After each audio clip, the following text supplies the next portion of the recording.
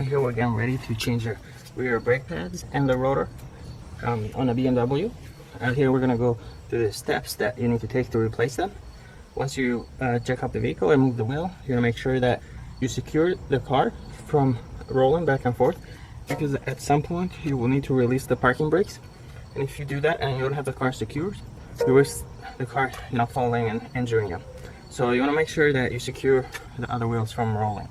The first thing that you need to do before you do start, recommend spraying some penetrating oil right around here. Maybe even use a flat screwdriver to scratch around this area if it's really rusted. Another thing you want to spray penetrating oil is the set screw right here, because you need to remove that, and if it's rusted, it might be difficult for it to come out. Spray that right at the beginning, because by the time you remove everything here, that hopefully will have done its job and it'll make it easy for you to remove the rotor. Next thing that you need to do is you have this bracket here. It's kind of like a spring, retaining spring, and what that does, it goes like so. But to remove it, in this case we do have it removed.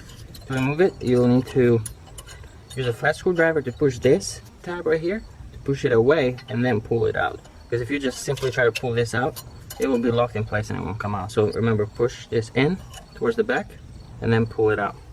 So that can be tricky. The next thing you need to remove is the brake wear sensor right here.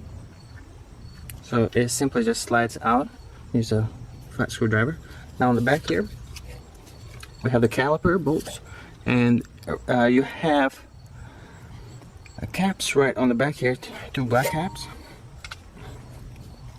Those caps, you need to remove those with a flat screwdriver, one on top, one on the bottom. Once you do that, then you use an Allen socket to loosen these bolts. These bolts need to just basically disconnect from the caliper bracket. They don't need to come completely out.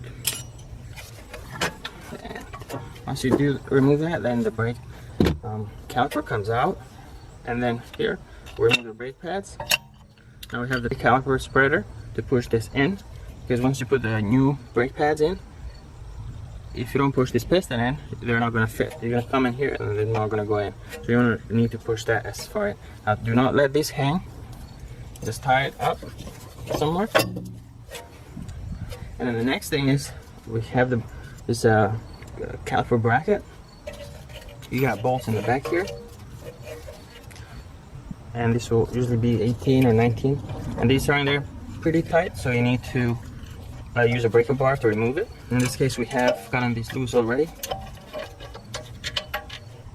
so you can see these bolts are long and they're also quite tight. Make sure to use the breaker bar on those again. So once you do that, put that aside. Now we're going to remove the set screw right here. And we have loosened this up already. And you'll probably find that this rotor is hard to come off. The first thing you need to do is you make sure that you release the parking brake. Have the car in park, but release the parking brake. You're going to start then just using a rubber mallet, just tapping right there. If you have a really hard time, you might want to put the car in neutral, but you need to be extremely careful and make sure that the car is secure, so it's not going to roll. Because if you have released the parking brakes, put the car in neutral, now your car can basically move back and forth very easily and can injure you.